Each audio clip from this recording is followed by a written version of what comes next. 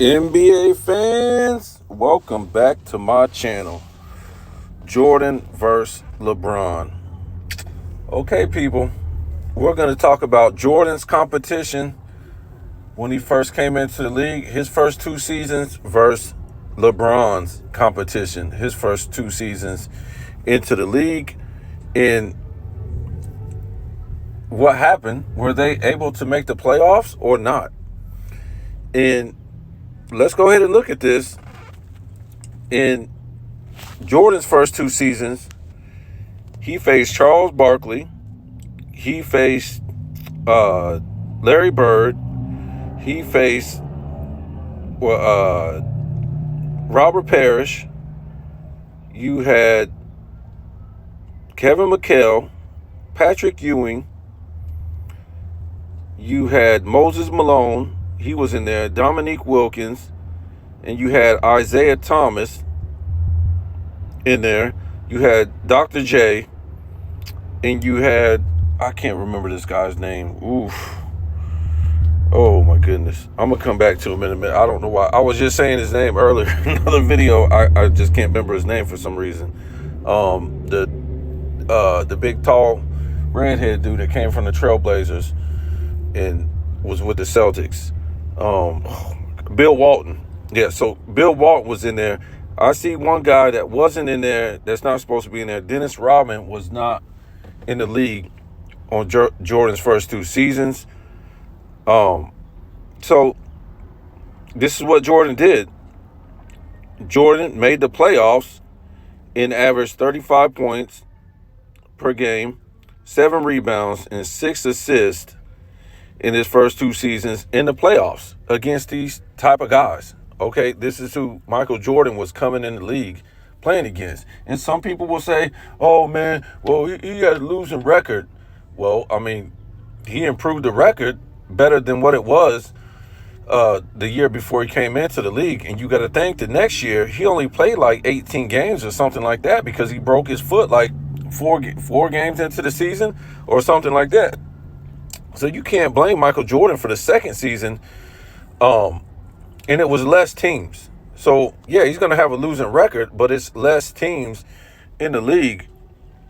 And you're playing better competition because it's not watered down. You don't have any expansion and stuff like that. So you're playing the Larry Birds, you're playing the Pistons more. You're playing these type of teams again and again. Julius Erving.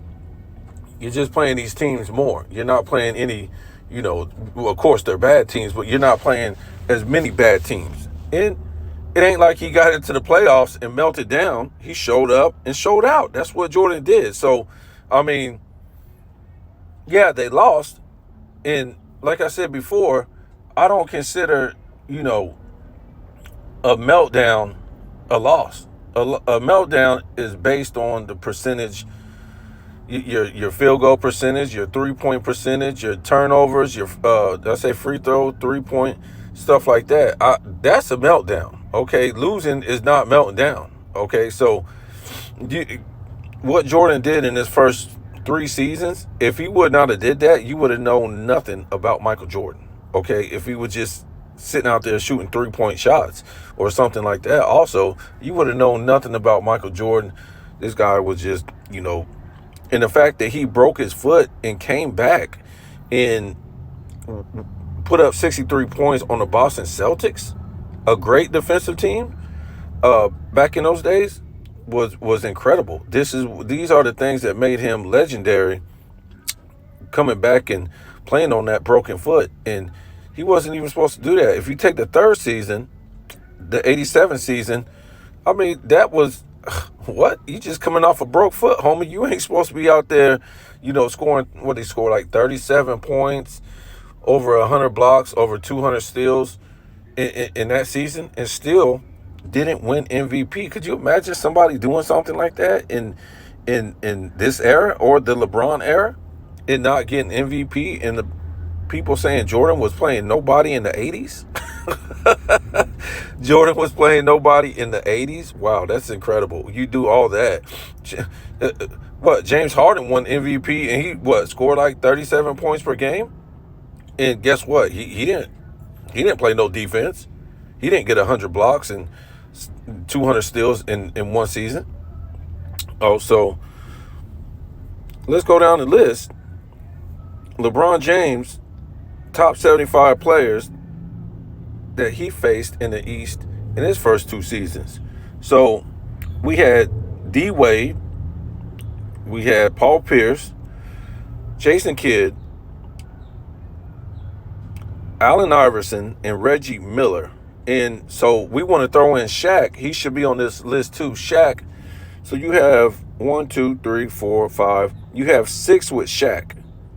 We go back up to the top and we count, the Jordan competition. You got 1, 2, 3, 4, 5, 6, 7, 8, 9, 10. You got 10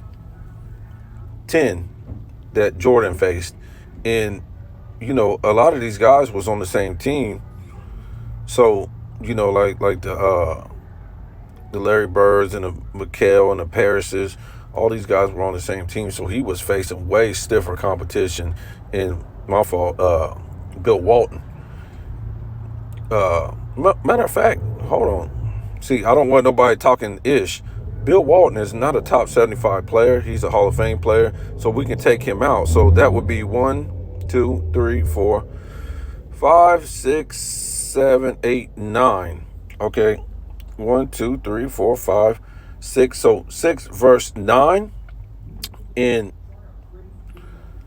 what happened to LeBron? How come he couldn't make the playoffs his first 2 seasons? In his second season, he had an all-star teammate, which was Ilgauskas. And if you want to scoff at Ilgauskas, he made the all-star team a year before LeBron came in the league. So if you think this guy was some scrub, no. Trust me, if LeBron would have never showed up on that Cavs team, I think Ilgauskas, he probably would have been about 4 or 5 all-star teams. We got to be realistic. He made an all-star team in Jordan's last season in the league, okay? So this guy was no scrub. It was just like LeBron didn't know how to make this guy better. I mean, you're trying to play with LeBron, and he just doesn't have these skills that Michael Jordan has. He doesn't have these skills that a Larry Bird has or Magic Johnson has. He was coming out of high school. Okay, so to me, from what I know, he was too dumb to go to college. Okay, a lot of people, they put up his GPA in high school. He wasn't going to be able to make college. Okay, so that's why he went straight to the pros. And if he would have went to college 1 year, I think he would have been a better player. I think his skill set would have been a little bit better. I don't think he has like a real good skill set when it comes down to it. I don't think he's a great passer. I think he's a good passer because he always has the ball. It seems to me, I don't know if we're looking at maybe like out of his prime. He's a bad dribbler. All he does is carry, and I seen it even when he was in his prime. People got videos out where this guy is just carrying and traveling the whole time, and it's not even called. And that's the thing about it. This guy's travels and carries could be called, but it's showing you that the league must be some type of rigged or something, because nobody else could get away with these type of carries and travels like LeBron does. And I think they don't call it because they don't want to embarrass him. And he's really not. If you're carrying and traveling all game, you really don't have a good skill set. Your skill set isn't good at all. And like I said, he's not a. When it comes to passers, I'm thinking about Steve Nash. I'm thinking about what's this guy's name? Thinking about Steve Nash. I'm thinking about Jason Kidd. I'm thinking about John Stockton. I'm talking about Chris Paul. I'm talking about these type of guys who were great passers. Magic Johnson. You don't think about LeBron James. For one, he's a forward. and he should be a power forward at that. I don't know why they try to put him as a forward. He's really a power forward, but the problem is he doesn't have the fundamentals and the skills to be a power forward. He doesn't. He can't work the block. He doesn't know how.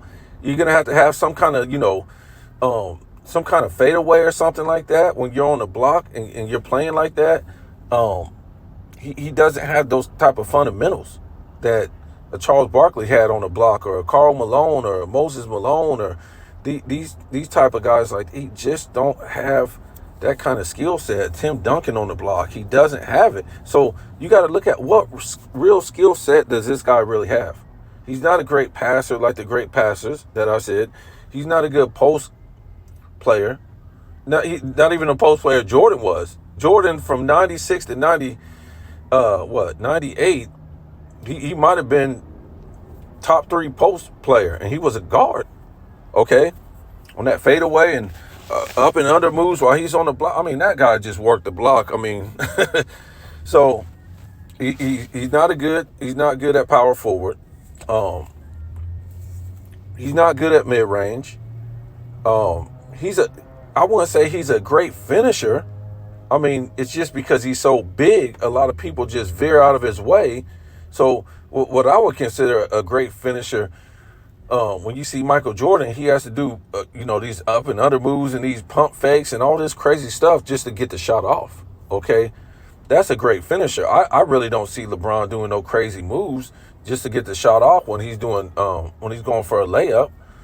I've seen it a couple times, especially in Cleveland, his first stint, but it's not consistent. It's just more, I'm bigger than everybody else. And we know what they did in 2005. They cleared out the defense, and you couldn't hand check. You couldn't put elbows in the back in the post and stuff like that. Yes, you can find some instances where it was still happening, but overall, no. Even people say in the late 90s when they outlawed hand checking and stuff like that, no. they did it, but people were still doing it on a consistent basis. I'm talking about consistent basis. They were still doing it, okay? Jordan shot over Russell in the finals in 98. What happened? Jordan started to make his move. Russell put an arm guard hand check on him right as he was making the move. And that's why when Jordan made that move on him, he kind of pushed him, okay? Because, hey, you hand checked me from the get-go. So, and I say this in a lot of videos that, I think Kobe got even better because of the defensive rules that they did in 2005. And it's just my opinion. I'm not trying to say he wasn't great before that, but I think he got even better. And that's when he was scoring 35 points a game and 81 points a game because of this. So I'm not trying to beat up LeBron, but he wasn't doing nothing his first 2 seasons. He had an all-star teammate. Jordan didn't. I think Jordan played in a tougher East. These guys have better skill sets. And he played against better teams in the East than LeBron did. So you guys tell me what you think about this. Jordan's competition, his first 2 seasons, better than LeBron's.